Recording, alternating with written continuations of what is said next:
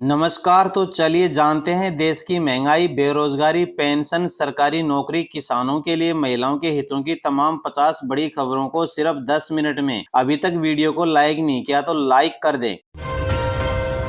जम्मू में एक जनसभा को संबोधित करते हुए प्रधानमंत्री नरेंद्र मोदी ने कहा, 8 अक्टूबर को मां के नवरात्रि के दिन नतीजे आएंगे और हम सब तो माता वैष्णो देवी के साये में पले बड़े हैं और 12 अक्टूबर को विजयादशमी है। इस बार की विजयादशमी हम सभी के लिए शुभ शुरुआत वाली होगी। जम्मू हो, सांबा हो, कठुआ हो, चारों तरफ एक ही नारा गूंज रहा है, जम्मू की यही पुकार आ रही है भाजपा सरकार।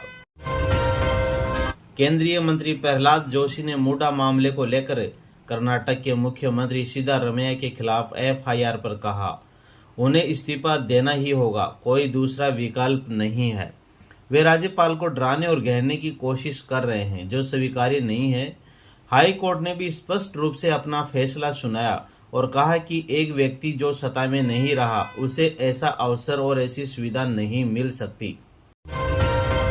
उत्तर प्रदेश के मुख्यमंत्री योगी आदित्यनाथ ने जनसभा को संबोधित करते हुए कहा, हरियाणा में फिर से डबल इंजन की सरकार बननी चाहिए। पिछले 10 सालों में कनेक्टिविटी में हरियाणा में जो विकास हुआ है, चाहे वो मेट्रो हो, हाईवे हो, एक्सप्रेसवे हो, यहाँ कई संस्थाएं खुली हैं। ये विकास इसी गति से जारी रहना चाहिए। इसके लिए हर विधानसभा क्षेत्र में भाजपा उम्मीदवार को जिताया जाए। आम आदमी पार्टी के राष्ट्रीय संयोजक अरविंद केजरीवाल ने पुंडीरी में रोड शो किया और भारी संख्या में लोग एकत्रित हुए।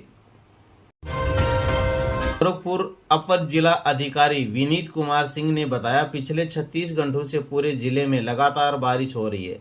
कल शाम तक बारिश का अनुमान है। ऐसे में सभी लोगों को सलाह दी गई है कि जब तक बहुत जरूरी न हो घर से बाहर न निकले।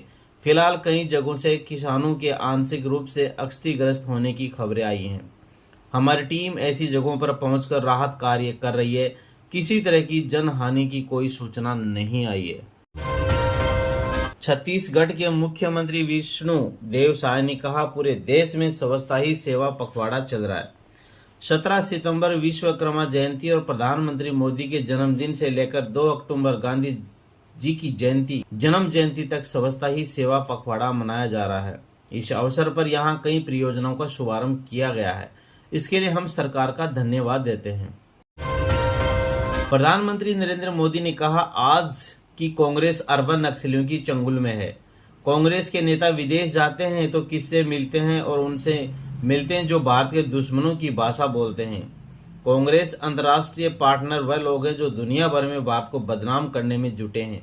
आखिर क्यों पाकिस्तान कांग्रेस का समर्थन करता है?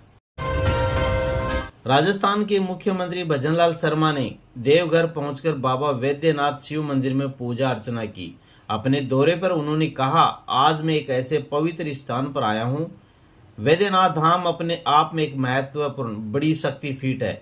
मैं इस भूमि को प्रणाम करता हूं और झारखंड के विकास के लिए, भारत को विकसित बनाने के लिए हम सब ने जो संकल्प लिया है, निश्चित रूप से बाबा वैद्यनाथ उस संकल्प को पूरा करने में हमारी मदद करेंगे। उत्तर प्रदेश के मुख्यमंत्री योगी आदित्यनाथ ने कहा, 1947 में देश की आजादी के बाद अयोध्या में राम मंदिर का निर्माण तत्काल होना चाहिए था।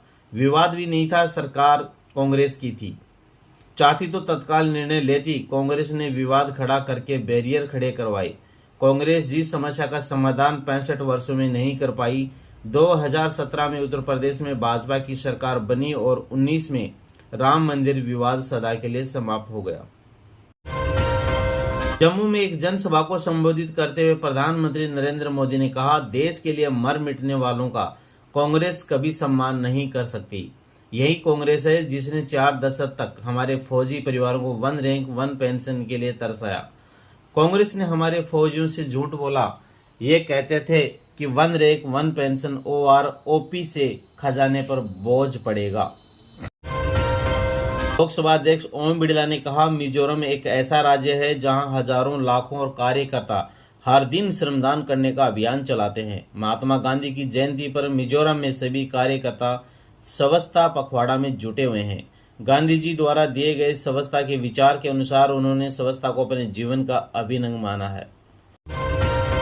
हरियाणा के पूर्व मुख्यमंत्री और कांग्रेस नेता भूपेंद्र सिंह हुड्डा ने कहा, ये घोषणा पत्र बहुत मेहनत से तैयार किया गया है।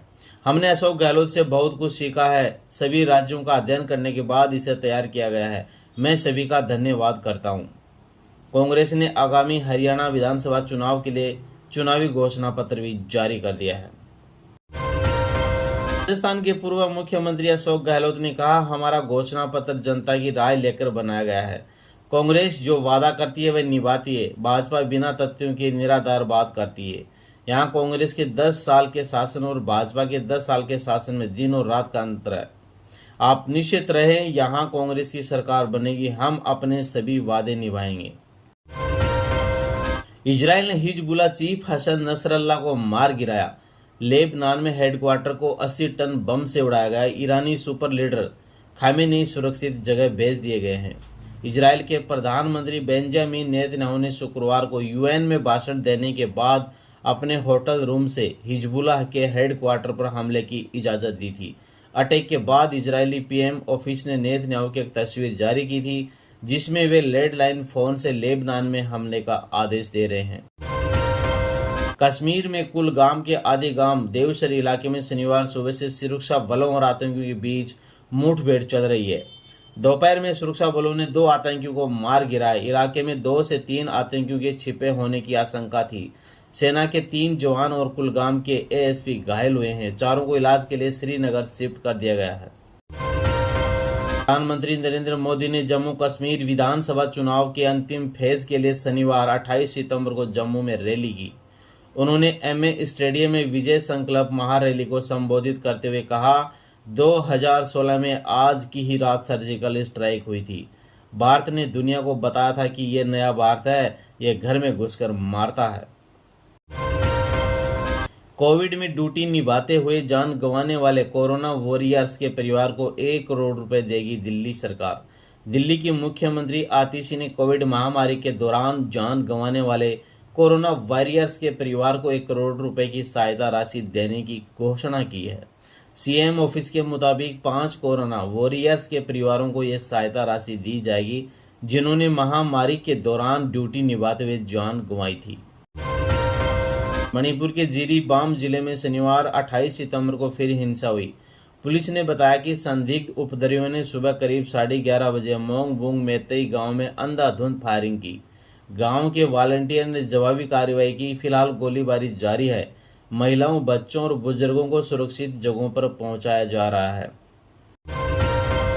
हरियाणा में अवैध पटाखा फैक्ट्री में ब्लास्ट, बच्चे समेत 3 जिंदा जले, 7 बुरी तरह से झुलसे। कई मकानों में दरारें आई और मलबे में शव मिले।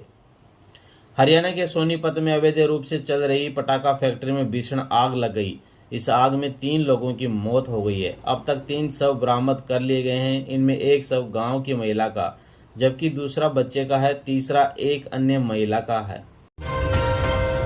हरियाणा में कांग्रेस का मैनिफेस्टो ओपीएस बहाली, महिलाओं को हर महीने 2000 रुपए देने और 25 लाख तक फ्री इलाज का वादा है। अग्निवीर का जिक्र नहीं किया गया। मैनिफेस्टो में कांग्रेस ने दावा किया कि 18 में से 60 साल की महिलाओं के खाते में हर महीने खटाखट 2000 रुपए आएंगे। लोगों को 25 लाख तक फ्री इलाज मिलेगा। महिलाओं को सरकारी नौकरी में 33% आरक्षण देंगे और किसानों की हर पैदावार एमएसपी पर बिकेगी। सरकारी कर्मचारियों के लिए पुरानी पेंशन ओपीएस बहाल कर दी जाएगी। कनाडा समेत देश खरीदना चाहते हैं वंदे भारत, डिजाइन लागत में बेहतर, 52 सेकंड में 100 किलोमीटर प्रति घंटे की रफ्तार से बुलेट ट्रेन इसके लिए 54 सेकंड लेती है। चिली, कनाडा, मलेशिया जैसे देशों ने भारत से वंदे भारत ट्रेनें खरीदने में दिलचस्पी दिखाई है। इसका सबसे बड़ा कारण है इसकी लागत है।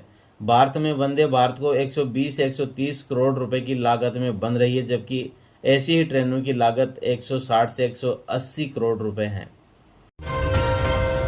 हरियाणा पहुंचे सीएम योगी, बोले अब मौलवी भी राम राम कहते हैं। राम मंदिर बना, अब कृष्ण मंदिर की बारी है। बीजेपी मजबूत तो हरे रामा हरे कृष्णा गूंजेगा।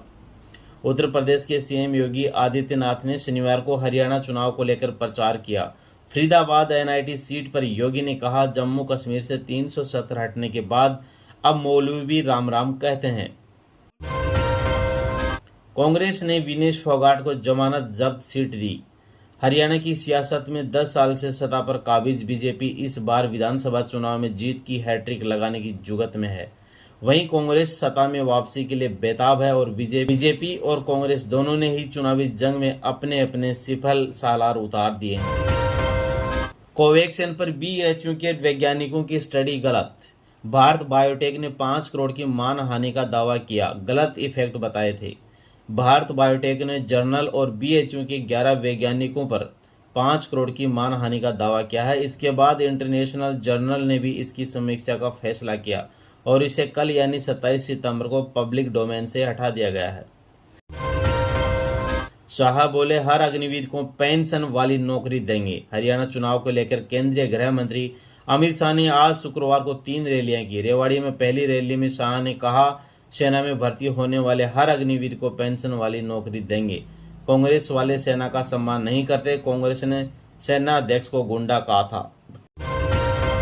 आज का जल स्तर बढ़ा, 2 गेट खोले। आज भी 19 जिलों में बारिश का अलर्ट जारी। कल से थम सकती है बरसात का दौर।